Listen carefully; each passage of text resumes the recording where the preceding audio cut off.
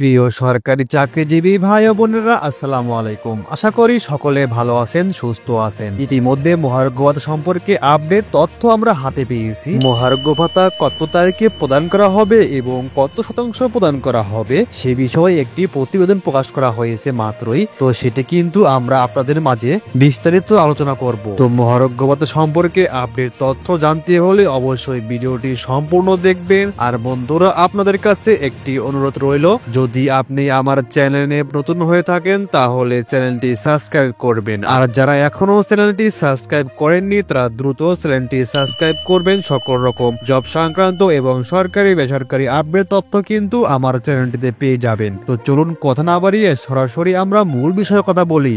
আমরা দেখে নেই মহার্ঘ ভাতা নিয়ে কি তথ্য প্রকাশ করা হলো ইতিমধ্যে। তো বন্ধুরা, আপনাদের আমি প্রথমেই একটি বিষয় জানিয়ে রাখি, মহার্ঘ ভাতা নিয়ে কিন্তু বেশ কিছুদিন ধরে আমাদের সোশ্যাল মিডিয়ায় বিভিন্ন রকম তথ্য ভেসে উঠছে, যেগুলো আমরা দেখে বিভ্রান্ত হচ্ছি। অনেকেই অনেক রকম তথ্য কিন্তু সোশ্যাল মিডিয়ায় তুলে ধরেছে, যেগুলো আপনারা দেখে কেউ হতাশায় ভুগবেন না। মহার্ঘ ভাতা সম্পর্কে আপডেট তথ্য আমি আপনাদের মাঝে শেয়ার করব এখন। তো আপনারা কিন্তু স্ক্রিনে দেখতেই পাচ্ছেন, মহার্ঘ ভাতা নিয়ে জনপ্রশাসন সচিব একটি তথ্য প্রকাশ করেছেন। তিনি বলেছেন, সর্বোচ্চ 25% মহার্ঘ ভাতা এবং সরকারি চাকরিজীবীদের বেতন বাড়ছে সর্বনিম্ন 4,000 টাকা। অর্থাৎ যারা 1 থেকে 3য় গ্রেডে কর্মরত আছেন তারা মূল বেতনের 10% মহার্ঘ ভাতা পাবেন, এবং যারা 4 থেকে 10তম গ্রেডে চাকরিরত আছেন তারা পাবেন 20%, এবং 11 থেকে 20 গ্রেডে যারা চাকরি করেন তারা পাবেন 25%। মহার্ঘ ভাতা আপনারা 7,800 টাকার বেশি পাবেন না এবং সর্বনিম্ন 4,000 টাকা পাবেন। তো চলুন দেখা যাক এই বিষয়ে জনপ্রশাসন সচিব বিস্তারিত কি বলেছেন। সরকারি কর্মচারীদের মহার্ঘ ভাতা এবারই প্রথমবারের মতো গ্রেড অনুযায়ী দেওয়া হবে। পেছনের গ্রেডে থাকা কর্মচারীরা তুলনামূলক বেশি হারে এ ভাতা পাবেন, যেখানে সামনের গ্রেডে থাকা কর্মকর্তাদের জন্য মহার্ঘ ভাতা হার হবে কম। অর্থাৎ কর্মচারীদের মহার্ঘ ভাতা কর্মকর্তাদের তুলনায় বেশি হবে। বন্ধুরা,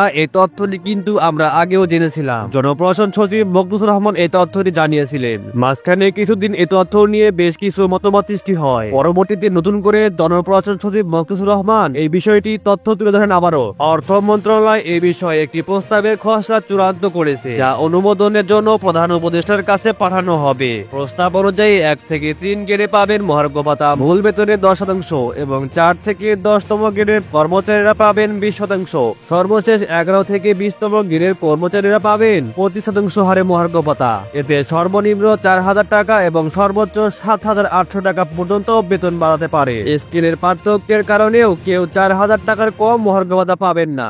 অর্থাৎ আপনার বেতন স্কেল যে গ্রেডের হোক না কেন, আপনি কিন্তু 4,000 টাকার কম মহার্ঘ ভাতা পাবেন না। তবে মহার্ঘ ভাতা কার্যকর হওয়ার পর আগের সরকারের দেওয়া 5% বিশেষ নোটিশ আর থাকবে না। এই তথ্যটি জানিয়েছেন অর্থ মন্ত্রণালয়ের কর্মকর্তারা। তারা আরো জানিয়েছেন, পেনশনে থাকা কর্মচারীরাও মহার্ঘ ভাতা পাবেন। সরকারের কাছে বেতন ভাতা বাড়ানোর প্রস্তাব দিলে সংশ্লিষ্ট মন্ত্রণালয়কে এক্ষেত্রে বাড়তি অর্থের উৎস উল্লেখ করতে হয়। অর্থ মন্ত্রণালয়ের কর্মকর্তারা জানান, রাজস্ব খাতে ব্যয় কমানো খুবই কঠিন, তাই সবকিছু উন্নয়ন বাজেটের উপর নির্ভর করবে।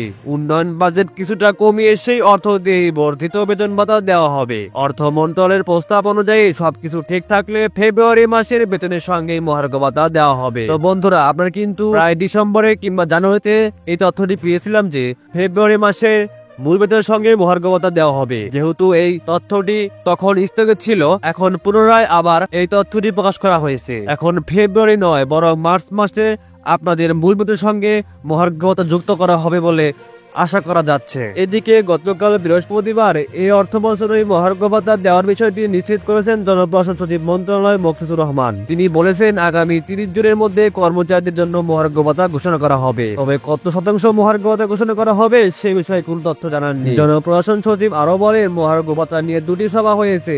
এবার যারা পেনশনভোগীরা আছেন তারাও মহার্ঘ ভাতা পাবেন। সরকারি চাকরিজীবীদের সর্বশেষ পে স্কেল দেওয়া হয় 2015 সালে। এরপর আর বেতন বাড়েনি তাদের, অথচ নিত্য প্রয়োজনীয় দ্রব্যের দাম বেড়েছে, তার জন্য সরকারি চাকরিজীবীরা মহার্ঘ ভাতা বৃদ্ধির জন্য সিদ্ধান্ত নিয়েছে এবং সে বিষয়ে সরকার মতামত জানিয়েছে। সরকার বলেছেন মূল্যস্ফীতির কারণে মহার্ঘ ভাতা দেওয়া খুবই যৌক্তিক, কিন্তু অর্থ মন্ত্রণালয় জানিয়েছে মহার্ঘ ভাতা দিতে হলে অবশ্যই অর্থের যোগান দিতে হবে। বর্তমানে দেশে অর্থের সংকট, তাই মহার্ঘ ভাতা নিয়ে বর্তমানে কোনো পরিকল্পনা আমাদের নেই। আমরা সবাই জানি সাধারণত 5 বছর অন্তর একটি নতুন বেতন স্কেল ঘোষণা করা হয়, কিন্তু 2015 সালের পর থেকে এখন পর্যন্ত কোনো নতুন স্কেল ঘোষণা করা হয়নি সরকারের পক্ষ থেকে। যেহেতু বৈষম্য দূর করার সময় এসেছে, সেহেতু মহার্ঘ ভাতা এবং বেতনের স্কেল পরিবর্তনের সময়ও এসেছে।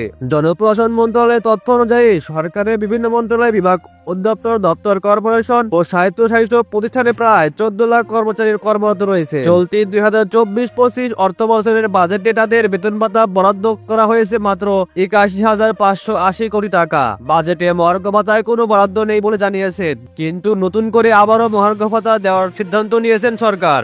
মহার্ঘ ভাতা দেওয়া খুবই যৌক্তিক বলে জানিয়েছেন। যেহেতু মূল্যস্ফীতি শুরু হয়ে গেছে দেশে, সেহেতু মহার্ঘ ভাতা সরকার চাকরিজীবীদের জন্য খুবই কার্যকর হবে।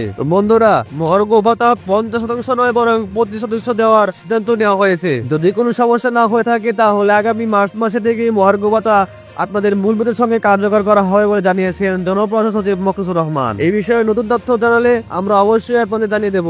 মহার্ঘ ভাতা সম্পর্কে আপডেট তথ্য জানতে হলে অবশ্যই চ্যানেলটি সাবস্ক্রাইব করবেন, লাইক, কমেন্ট, শেয়ার করবেন। দেখা হচ্ছে পরবর্তী ভিডিওতে। ততক্ষণ ভালো থাকবেন, সুস্থ থাকবেন। আসসালামু আলাইকুম।